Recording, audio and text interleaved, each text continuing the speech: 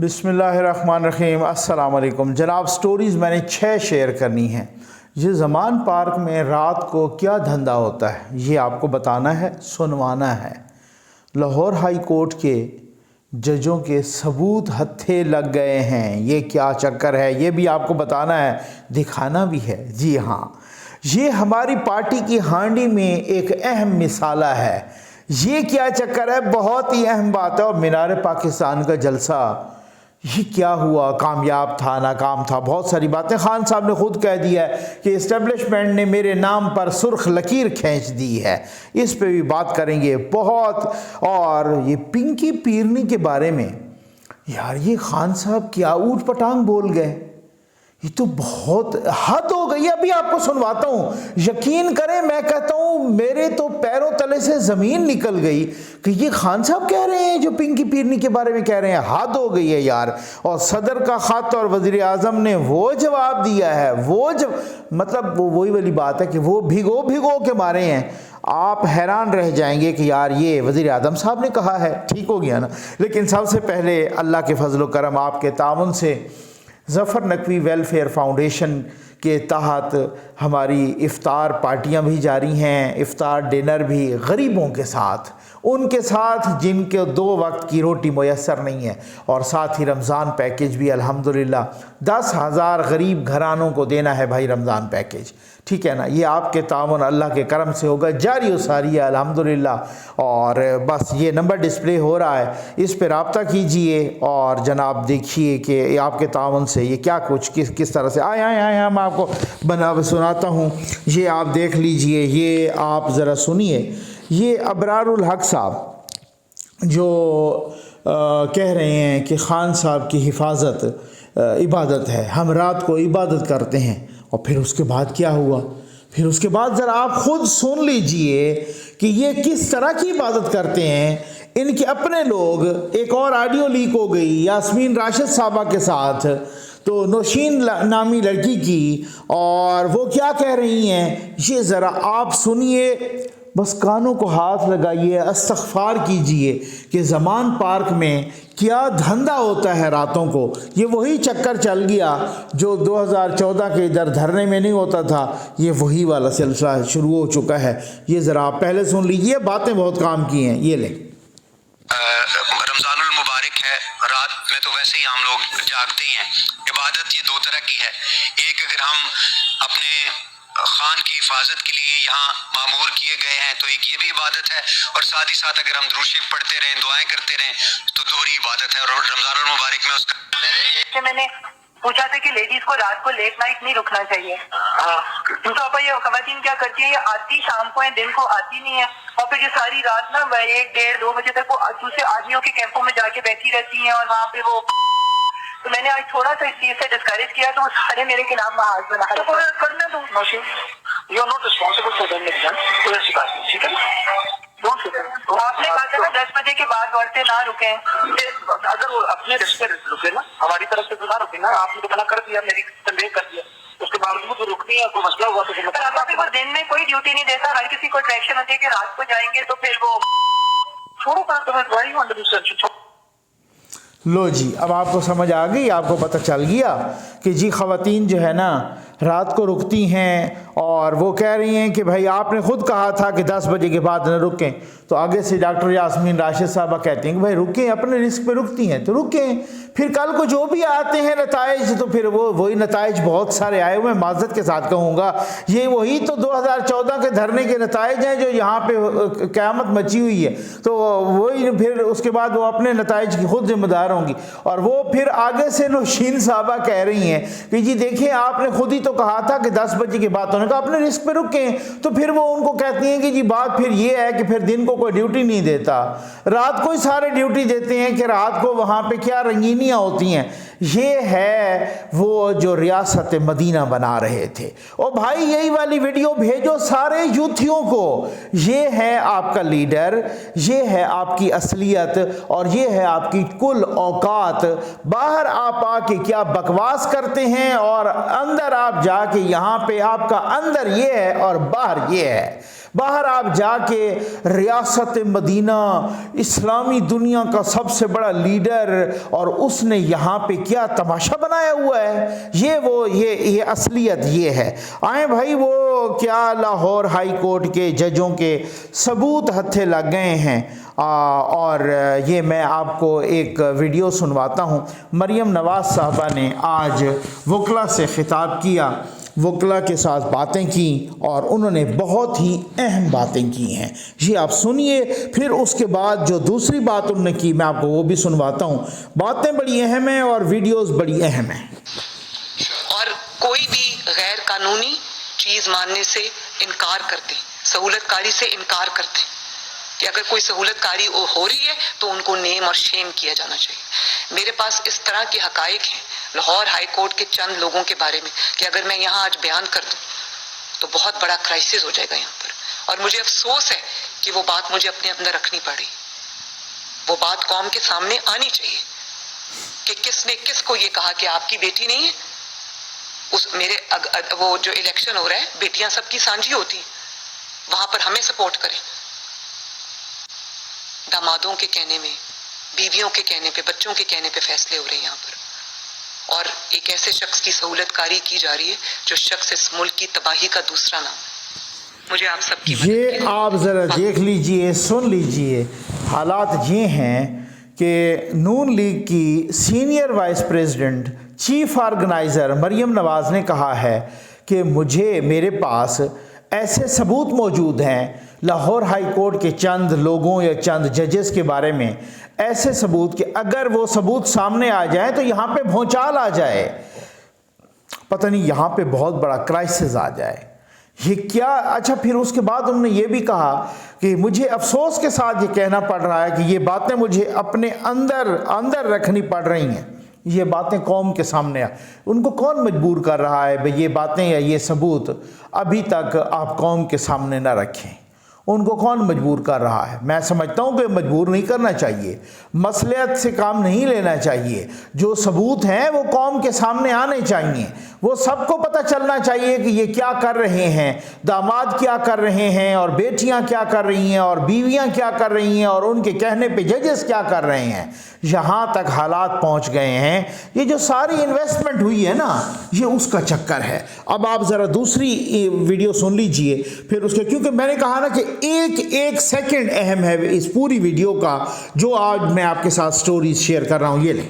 نے کیا، اور اس کے بعد جب کل جنرل باجوہ صاحب نے یہ بات کہی کہ بیگمات کے کہنے پر یہ فیصلے ہوتے ہیں اور بیگمات کے پریشر پہ یہ فیصلے ہوتے ہیں، تو بیگمات کا جو فین کلب ہے، ہم نے تو ہمیشہ یہ سنا تھا کہ قانون اندھا ہوتا ہے، انصاف اندھا ہوتا ہے، وہاں پر قانون پر فیصلے ہوتے ہیں۔ مجھے تو پہلی دفعہ پتہ چلا ہے کہ بیگمات کے کہنے پر بھی فیصلے ہوتے ہیں، اور اس کا ثبوت پوری قوم نے دیکھا کہ جب پیناما بینچ کا جس دن فیصلہ اناؤنس ہونا تھا تو نواز شریف صاحب کو ڈسکوالیفائی کرنا تھا، ان کے بیوی بچے، چاہے وہ جسٹس کھوسا ہو یا وہ جسٹس ثاقب نثار ہو یا باقی پیناما بینچ کے لوگ، ان کے بچے اور بیویاں عدالت میں موجود تھے، ان کو فیصلے کا پہلے سے علم تھا، ان کے فیس بک اکاؤنٹس، ان کے ٹویٹر اکاؤنٹس آپ اٹھا کے دیکھ لیں، اس دن انہوں نے فیصلے سے کچھ گھنٹے پہلے نہ صرف ایکسائٹمنٹ کا اظہار کیا تھا بلکہ ان کو فیصلے کا پتہ تھا، جس کا مطلب ہے کہ جنرل باجوہ نے جو کل بات کی وہ بالکل ٹھیک کی تھی کہ آئین اور قانون پر فیصلے نہیں ہو رہے تھے، ایک ذاتی اناد پر فیصلے ہو رہے تھے اور بیگمات کے اور بچوں کے کہنے پر فیصلے ہو رہے تھے۔ یہ پاکستان میں آئین اور قانون کا اتنا بڑا مذاق آج سے پہلے کم از کم میں نے تو نہیں دیکھا۔ آپ لوگ بیویوں کے کہنے پر، بچوں کے کہنے پر فیصلے ہو رہے تھے۔ ابھی جو موجودہ وزیر داخلہ ہیں رانا ثناءاللہ صاحب، وہ اپنے ٹی وی انٹرویو میں کہہ چکے ہیں کہ پیناما بینچ کے جو وہ فیملیز تھیں ان ججز کی، ان کے بچے بیگمات وہ گیلریز میں موجود تھیں، اور جب نواز شریف کے خلاف فیصلہ آتا ہے تو باقاعدہ نعرے لگتے ہیں وہاں پر۔ یہ ہے انصاف، یہ ہے، اور آج بھی اسی طرح کے ججز بیٹھے ہوئے ہیں، وہ بھی یہ جس طریقے کی فیملیز کی بنیاد پہ، اور یہ جیسے مریم نواز صاحبہ کہہ رہی ہیں کہ ان کی فیملیز کے فیس بک اکاؤنٹس، ٹویٹر اکاؤنٹس وغیرہ وغیرہ، سوشل میڈیا اکاؤنٹس، وہ آپ دیکھ لیں، ان کو فیصلے کا پہلے ہی پتہ تھا۔ یہ بالکل ایسے ہی ہے، یہ میں خود گواہ ہوں، بہت سارے صحافیوں کو بھی پتہ تھا۔ کچھ صحافیوں نے یہ بھی کہا تھا کہ فیصلے پر فیصلہ تو لکھ کے دیا گیا ہے، انہوں نے صرف دستخط کیے ہیں۔ کچھ صحافیوں نے یہ بھی کہا تھا۔ یہ ہے پاکستان کی سب سے بڑی سپریم عدالت، سپریم کورٹ آف پاکستان، جس پہ آیات لکھی ہوئی ہیں، قرآنی آیات، جس پر ترازو لگا ہوا ہے۔ کیا بات ہے، ٹھیک ہو گیا۔ اور جس طریقے سے وہ انصاف سے، عدل سے متعلق آپ آیتیں تو دیکھیں، جیسے یہ بیٹھے ہوں جناب بالکل قرآن پر فیصلے کرنے والے۔ یہ آپ توہین قرآن کر رہے ہیں، یہ آپ توہین رسول کر رہے ہیں، توہین حدیث کر رہے ہیں، خدا کے قانون کی توہین کر رہے ہیں۔ یہ اس طریقے کے جو ججز بیٹھے ہیں، میں تو یقین کریں انسان کے جسم میں لرزہ طاری ہو جاتا ہے کہ اس طریقے سے مریم نواز صاحبہ کو چاہیے وہ ثبوت سامنے لے آئیں، وہ قوم کو بتائیں کہ جو بھی ملوث ہے مبینہ طور پر، یہ سب کو میں سمجھتا ہوں کہ بے نقاب کرنا چاہیے، سب کو وہ چیزیں سامنے آنی چاہیے۔ مجھے بہت افسوس ہوا ہے یہ ساری چیزیں سن کے۔ مینار پاکستان کا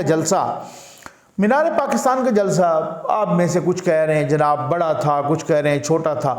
ٹھیک ہے، جو کہہ رہے ہیں بڑا تھا وہ بھی ٹھیک ہے، جو کہہ رہے ہیں چھوٹا تھا وہ بھی ٹھیک ہے، لیکن مجھے ایک بات ہے کہ بات یہ ہے کہ اگر جلسہ اتنا بڑا تھا تو کل سے ہی میں دیکھ رہا ہوں پرانی ویڈیوز شیئر کرنے کی ضرورت کیوں پیش آئی ہے؟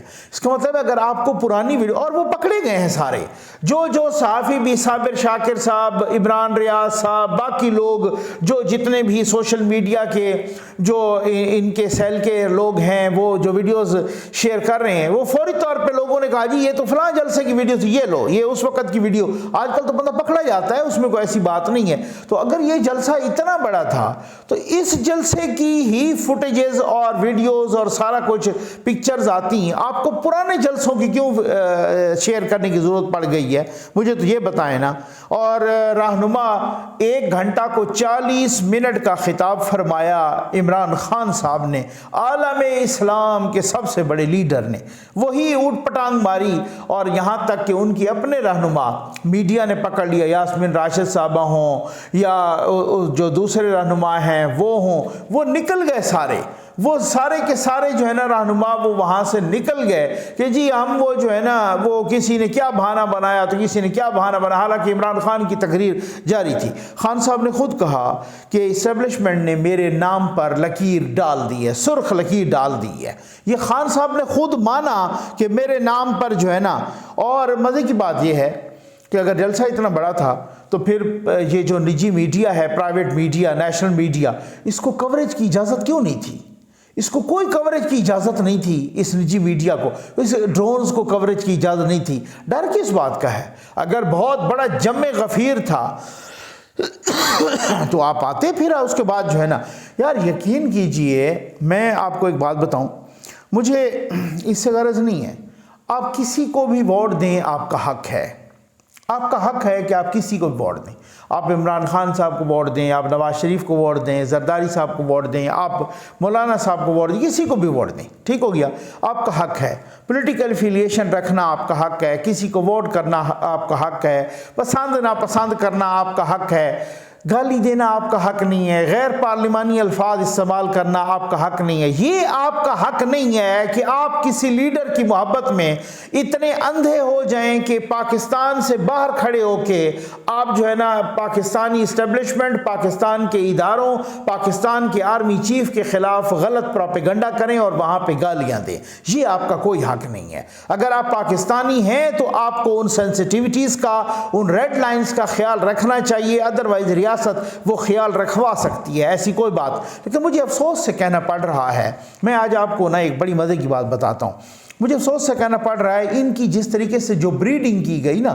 آج لوگ کہتے ہیں جناب یہ کنٹرول کیوں ان سے نہیں ہو رہا ہے. او بھائی 8 سالوں سے 2010 سے شروع ہو گئے, 2011 میں جلسہ کروایا تھا جنرل پاشا نے ان کا مینار پاکستان پر, اس سے آگے پھر مسلسل وہ ان کی پرورش, ان کو جس طریقے سے سینچا گیا, جس طریقے سے ان کی بریڈنگ ہوئی وہ وہی. آج میں ایک واقعہ پڑھا, کچھ لوگوں نے کچھ پوسٹیں شیئر کی ہوئی تھی, پھر میں نے اس کو نا, میری عادت ہے میں اس کو کاؤنٹر چیک کرتا ہوں, میں اس کو صحیح اپنا وہ چیک, پھر میں وہ وہاں سے دیکھا جو نیشنل جیوگرافک کی ویب سائٹ پر, تو میں نے کہا ہاں یار واقعی سچی بات ہے. تو کہتے ہیں کہ یہ آسٹریلیا ہے نا, آسٹریلیا میں خرگوش نہیں ہوتے تھے. تو قدرت کا کوئی نظام ہوگا, کوئی خداوند کریم نے ان کو وہاں پہ پیدا نہیں کیا, وہ بہتر جانتا ہے ہماری اچھائی برائی فائدہ نقصان سب کچھ. تو خیر وہاں کی گورنمنٹ نے کہا کہ جی ہمارے خطے میں ہمارے ملک میں خرگوش کیوں نہیں ہیں. تو وہ خرگوشوں کو انہوں نے یہ 19ویں صدی کے آخر میں یورپ سے وہ خرگوش, حالانکہ یورپ میں خرگوش تھے, وہاں وہ پرابلم نہیں کریٹ کر رہے تھے. کچھ لوگ کہتے ہیں کہ 13 اور کچھ لوگ کہیں پہ لکھا ہوا ہے کہ 13 سے 20 خرگوش لائے گئے یورپ سے اور وہاں پر چھوڑے گئے, اور وہ نر مادہ تھے. تو اس میں تو وہ چند ہی سالوں میں جناب ان کی اتنی تیز بریڈنگ ہوئی کہ وہ لاکھوں کی تعداد میں بلکہ وہ کروڑوں کی تعداد میں پہنچ گئے. انہوں نے فصلوں کو تباہ برباد کرنا شروع کر دیا, انہوں نے زمینوں کو تباہ برباد کرنا شروع کر دیا, انہوں نے باقی جو جانوروں کی سپیشیز تھیں ساتھ کی ان کو تباہ برباد شروع کر دیا. انہوں نے سپرے کیے, کچھ نہیں اثر ہوا, بہت بڑی بڑی باڑ لگا دیں, ان سے بھی وہ کنٹرول نہیں ہوتے تھے. پھر اس کے بعد جناب انہوں نے کوئی وائرس ان پہ چھڑکا, وائرس جناب ان پہ لگایا, اس پہ بھی وہ امیون ہو گئے. ٹھیک ہو گیا نا. پھر اس کے بعد انہوں نے ان کی تعداد کروڑوں میں ہو گئی. کہتے ہیں جناب انہوں نے پھر کوئی حکومت نے اتنے ناک میں دم ہو گیا ان کا, یعنی کہ 19ویں صدی کے آخر میں تو 19ویں صدی کے 20ویں صدی کے درمیان تک ان کا وہ بالکل ناک سے لکیریں کھنچوا رہے تھے ان کو, تو وہ خرگوش نہیں ختم ہو رہے تھے. اخیر پہ انہوں نے کوئی بڑا گرینڈ آپریشن کیا. یہ نیشنل جیوگرافک پہ آپ پڑھ سکتے ہیں کہ غالباً اس طرح کی کوئی ہیڈنگ تھی کہ یورپین ریبٹس اوور ٹک آسٹریلیا یا اوورٹیک آسٹریلیا وغیرہ وغیرہ اس طرح کی کوئی تھی. تو وہ پھر جو ہے نا اس میں آپ وہ پھر انہوں نے کوئی بہت گرینڈ آپریشن کیا. پھر اس کے بعد انہوں نے کوئی 90% ختم کیا کہ 95%, لیکن پھر جو 5-10% بچے وہ پھر بڑھ گئے, اور جناب پھر اس کے بعد آج بھی وہاں 20 کروڑ خرگوش موجود ہیں. حالانکہ یورپ میں اتنی تیزی سے نہیں بڑھ رہے, کینیڈا یا امریکہ میں یا پاکستان میں یا انڈیا میں اتنی تیزی سے نہیں بڑھ رہے. آسٹریلیا میں ان کو فضا ہی اتنی میسر تھی اس طرح کی کہ وہ انسانوں سے بھی تیزی میں, اور یہ وہاں پہ اس طرح صورتحال تھی کو اس طرح کی سپیشیز تھیں کہ وہ سارا سال ہی بچے دیتے تھے, اور وہ سارا سال. تو مقصد کہنے کا یہ ہے کہ جب ایک خرابی کی ابتدا اس طرح سے رکھ دی جائے, قدرت کے اگینسٹ, نیچر کے اگینسٹ, ان نیچرل سا کام ہو, بالکل پٹھا سا کام کر دیا جائے, جب آپ یوتھیوں کو اس طریقے سے بریڈ کریں, جب آپ یوتھیوں کو پالیں پوسیں, جب آپ اپنے سارے کے سارے اکاؤنٹس ان کے حوالے کریں, بغض نواز میں اتنے اندھے ہو جائیں کہ خدا نہ خواستہ پاکستان کو کھائی میں پھینک دیں, تو اب میں یہی کہوں گا ہن آرام ہی ہن بھگتو, اب یوتھیوں کو بھگتو بھائی. ٹھیک ہو گیا نا. کس نے کہا تھا یہ یار عمران خان صاحب نے کوئی اوٹ پٹانگ ماری ہے. میں آپ کو سنواتا ہوں, مجھے تو یہی سمجھ آئی ہے, اب آپ کو شاید زیادہ سمجھ آئی ہوگی یا سمجھ آئے گی. میں تو کہہ رہا ہوں کہ یہ بہت ہی غلط بات کر دی ہے. بیچاری پنکی پیرنی کی عزت ہی نیلام کر دی ہے عمران خان نے. یہ کیا کہا ہے, کیا ہے, یہ آپ ذرا سنیں. آپ یقین کریں میں مذاق نہیں کر رہا, نہ ہی میرا مذاق کرنے والا یا اس طرح کا غیر سنجیدہ مزاج ہے. میں تو بار بار اس کلپ کو سنا ہے, مجھے تو یہی سمجھ آئی ہے کہ اس نے بڑا ہی غلط کوئی بات کر دی ہے پنکی پیرنی کے بارے میں. یہ ذرا آپ بھی سن لیں کہ یہ کیا. میں یہ آپ کو سناتا ہوں, پھر اس کے بعد جو ہے نا اس پہ کرتے ہیں بات. یہ لیں. کوئی 50 پولیس والے گھس جاتے ہیں, اکیلی بیچاری بشرا بیگم گھر پہ اکیلی 3-4 ملازم کے ساتھ, اور وہ گھر پہ گھستے ہیں. وہی انہوں نے جو کیا کہ اس کو ذلیل کرنے کے لیے جو سب سے کرتے ہیں, بے غیرت لوگ کہ شرم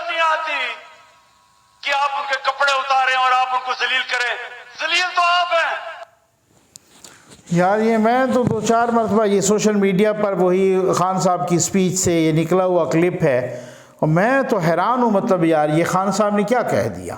خان صاحب نے بیچاری بشرا بیگم پنکی پیرنی پر کس طرح کی ان کی عزت نیلام کر دی، اور کس طرح کا جھوٹ بولا، اور جس طریقے سے باقی وہ جھوٹ بولتے رہتے ہیں کہ وہ پولیس والے گھس گئے، وہ جو ساروں کے ساتھ باقیوں کرتے ہیں اس کے ساتھ بھی وہی کیا. اور وہ اکیلی تھی، وہ 2-3 ملازم تھے، خیر 2-3 ملازم تو نہیں تھے، اتنے سارے پولیس والوں کو انہوں نے پہلے روکا، پیٹرول بم پھینکے، اتنے ساروں کو ہم نے دیکھا، پولیس والوں نے باہر بھی پھینٹا لگایا، وہاں سینکڑوں کی تعداد میں کارکن تھے خان صاحب. اور خان صاحب میں تو حد ہو گئی ہے بھائی، یہ آ جائیں بھائی، یہ جو ہے نا ہماری پارٹی میں، یہ پارٹی کی ہانڈی میں ایک اہم مسالہ ہے. یہ کس نے کہا؟ یہ بڑا مزے کا یہ کلپ ہے، اور یہ بڑا اس پر میمز بن رہی ہیں کہ بھائی یہ کون سا مسالہ ہے، یہ نیشنل مسالہ ہے، یہ شان مسالہ ہے، یہ چٹپٹا مسالہ ہے، یہ بے لذت مسالہ ہے، یہ لذیذ مسالہ ہے، یہ کون سا مسالہ ہے. پرویز الہی نے گالیاں دی تھی نا فواد چودھری کو، فواد چودھری نے میرا خیال ہے وہی بدلہ لے لیا ہے. یہ آپ دیکھیں جس طریقے سے فواد چودھری پرویز الہی کے بارے میں بات کر رہے ہیں، یہ سن لیں. سب تو خلاف تھے، چودھری صاحب تو کہہ رہے تھے کہ نہ کریں، لیکن دیکھیں میں آپ کو بتاؤں چودھری پرویز الہی صاحب کوئی عوامی پولیٹیشین نہیں ہے، وہ پاور پولیٹکس کے لوگ ہیں. عمران خان پاکستان میں اور بریڈ کمال کرتے ہیں، جانتے بوجھتے ہوئے آپ پارٹی کا صدر بنا رہے ہیں، عوامی لیڈر نہیں. اکثر طریقے صاحب پاپولر جماعت، اور آپ کہہ رہے ہیں کہ جناب عوامی لیڈر نہیں. ہر جو پارٹی ہوتی ہے نا اس میں ایک ہانڈی ہوتی ہے، ہانڈی میں سارے مسالے چاہیے ہوتا ہے، تو یہ بھی بڑا امپورٹنٹ مسالہ ہے، ایک مسالہ ڈالا ہے. یہ ہر جو جماعت ہوتی ہے نا اس کی ایک ہانڈی ہوتی ہے، ہانڈی میں مختلف قسم کے مسالے ہوتے ہیں، اور یہ بھی بڑا اہم مسالہ ہے ہماری جماعت میں. مطلب اب آپ اندازہ کیجئے کہ یہ کون سا مسالہ ہے، اس مسالے کو کس کے لیے رکھا ہوا ہے، اور یہ مسالہ کہاں کام آئے گا، یہ البتہ چودھری صاحب نے نہیں بتایا. یہ بڑی اہم بات کر دی کہ یہ ہے بڑا اہم مسالہ. آئے بھائی یہ چلے پتہ چلے گا کہ یہ کیا اوٹ پٹانگ مارتے رہتے ہیں. صدر صاحب نے ایک خط لکھا وزیر اعظم صاحب کو، ٹھیک ہے، اور اس میں انہوں نے بڑے سوال اٹھائے، جناب بڑی کوئی انسانی حقوق کی خلاف ورزیاں ہو رہی ہیں، اور جناب آئین اور قانون پر عمل نہیں ہو رہا. یہ دیکھیں جی بندے غائب ہو رہے ہیں، دیکھیں جی الیکشن کمیشن آف پاکستان نے یہ الیکشن ملتوی کر دیا پنجاب میں، اور انہوں نے ملتوی کیا ہے ان اداروں کی رپورٹ پر. وہ جو ادارے آئے یعنی وزارت دفاع بھی، اور یہ وہ بھی اپنا پنجاب کی آئی جی بھی، پنجاب کی آئی جی بھی آئے، چیف سیکرٹری بھی آئے، اور باقی لوگ بھی آئے، اور خزانہ کے لوگ بھی آئے، اور انہوں نے کہا کہ یہ ادارے آئے ہیں، انہوں نے یہ رپورٹیں دی، اور حکومت نے ان کو سکھایا تھا اسی طرح سے، نہ کوئی ثبوت نہ کچھ، بس ایسے ہی الزام دھر دینا. حکومت نے ان کو سکھایا ہے کہ جی آپ ایسے سے جا کے الیکشن کمیشن میں کہہ دیں، تو وہ پھر تو یہ سارا کام بڑا غیر آئینی، وہ بڑے سوالات اٹھائے ہیں صدر صاحب نے. تو صدر صاحب کو جواب میں جو ہے نا، میں آپ جواب میں لمبا چوڑا انہوں نے جواب دیا ہے، لیکن میں نے اس کو تھوڑا سا منظوم جواب کیا ہے، اور یہ تقریباً یہی سارا کچھ، یہی جواب کا اگر آپ منظوم کریں نا، یعنی پوئٹک انداز میں کریں، تو وزیر اعظم صاحب نے صدر صاحب کے خط کا جواب دیا ہے. اور دریا کو کوزے میں اگر بند کیا جائے تو وہی ہے، انہوں نے یہی لکھا ہے. مطلب یہ ہے کہ آپ کا ایجنڈا ایک دم غلیظ لگتا ہے، آپ کا خط پی ٹی آئی کی پریس ریلیز لگتا ہے. آپ سمجھ آ گئے، کبھی ہمیں بھی داد دے دیا کرو یار. اچھا پھر اس کے بعد انہوں نے کہا کہ صدر صاحب یہ آپ کا جو خط ہے، مجھے افسوس ہے کہ یہ تو پی ٹی آئی کی پریس ریلیز ہے، ٹھیک ہے، آپ اس طریقے کے اپنے آئینی فرائض سر انجام نہیں دے رہے.